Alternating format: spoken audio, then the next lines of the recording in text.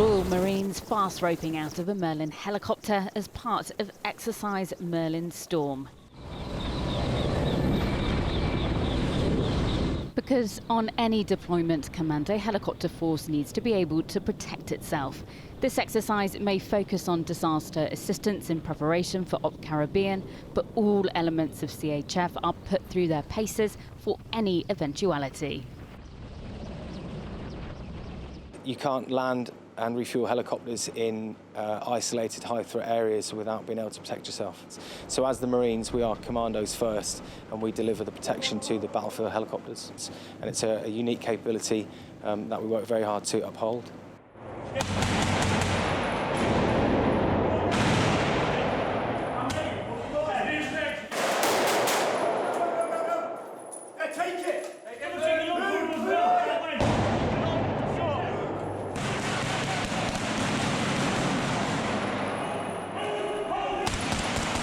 Which is why identifying and defeating the enemy on exercises like this in South Wales and across the southwest takes place.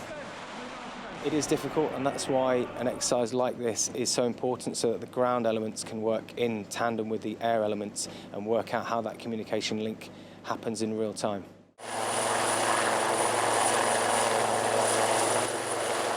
This is one of those air elements.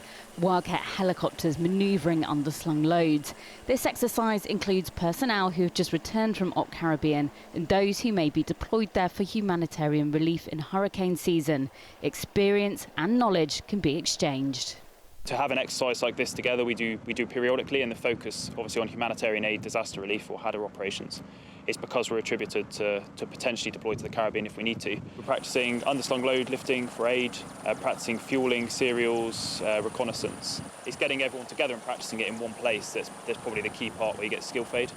The actual evolutions for the aircrew, so lifting loads, moving troops, etc., is something they practice from day one and continue for every year they're in the job.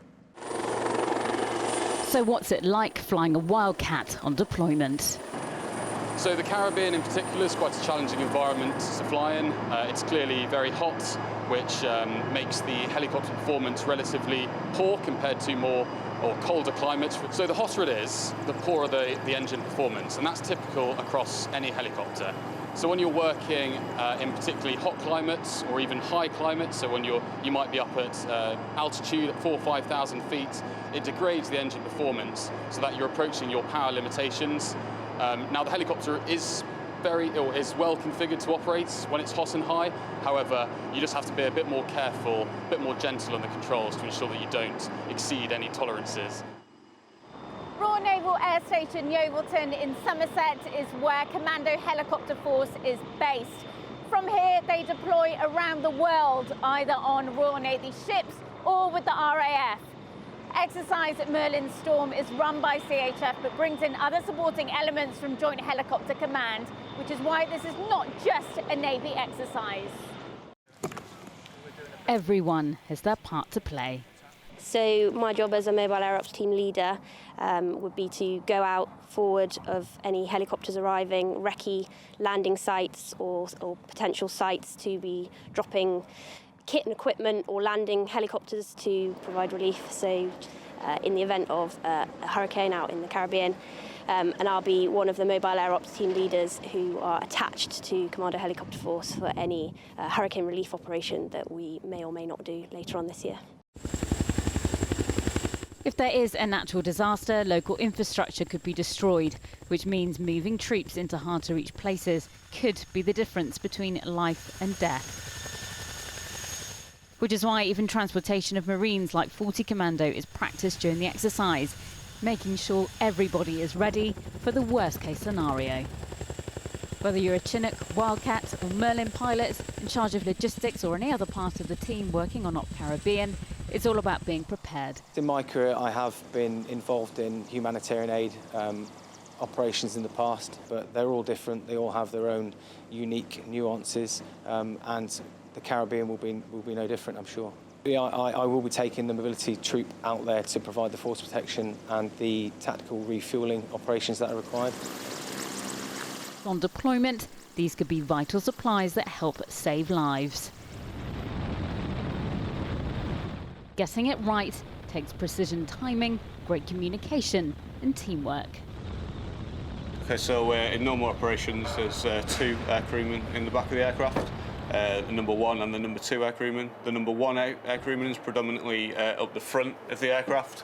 So the number 1 aircrewman will be operating the TSU, which operates stuff like your performance, and you can, when you have troops on board, you put them in, so that updates the weight of the aircraft so you can have accurate performance so when you're moving. So the pilots are there and you're kind of like the extra eyes. Yeah, the extra eyes, exactly. So I'll be here with a map in between the 2 seats. So extra eyes looking out of the front and then aiding with the navigation as we're going through. And then if we're going to a landing area, which might be a bit tight, for example, the number 1 aircrewman will open the door and then he'll stand in the position here, looking out, making sure, checking that the tips of the blades and the tail's clear, and then giving the pilots an accurate voice marshal into going down, judging the height and the distance of where they need to go.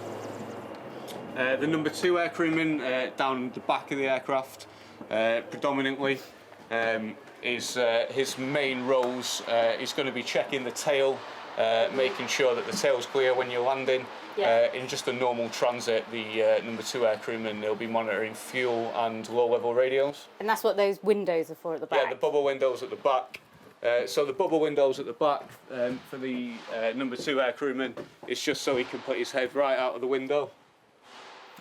And he can check and have a good view on the left and the right, depending which side the number 1 aircrewman's on. And then the other job that the main number 2 aircrewman is the load hatch. Right. So that's down here? Yeah, that's down there. So this is the load bay. So to get in here, the number 1 aircrewman, traditionally, he'll get you in the general vicinity of the load, and then the number 2 aircrewman will be in this position here. Will sight the load underneath the aircraft and do the fine tuning to get the aircraft over the top. And then once the aircraft is in position over the top of the load, we'll bring the aircraft down, we'll hook the load on.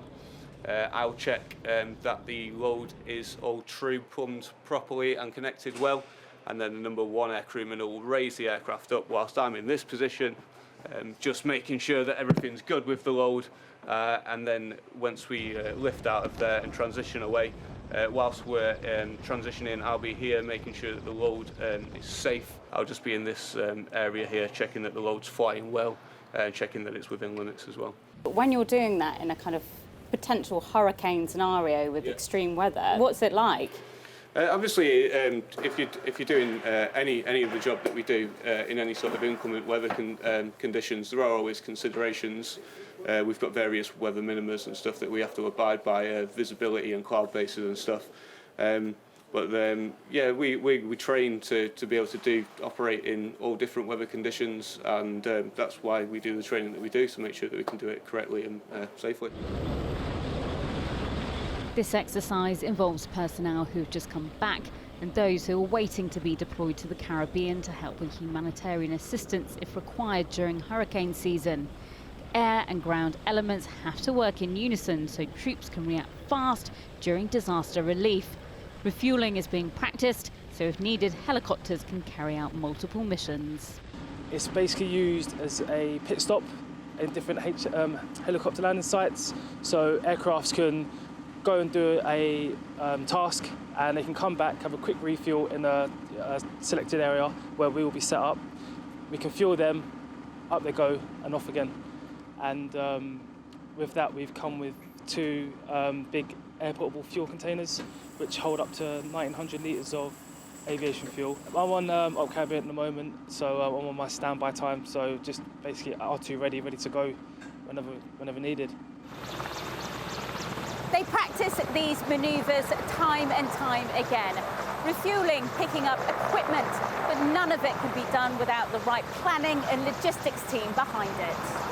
My role really is anything logistics support, so that can involve movements of personnel, ammunition, weapons. So initially there would be a recce by some of the troops here, so we have MAOT, also JHSS, they can go out onto the ground get a picture. They would be feeding that back to the ops room command wherever we might be. We might be on a ship just off the coast, or we could already be on land. And then based on that information, we would look to call forward our equipment and supplies. Exercise Merlin Storm is run by Commando Helicopter Force, but it showcases how all the armed forces can and do work together in crisis situations.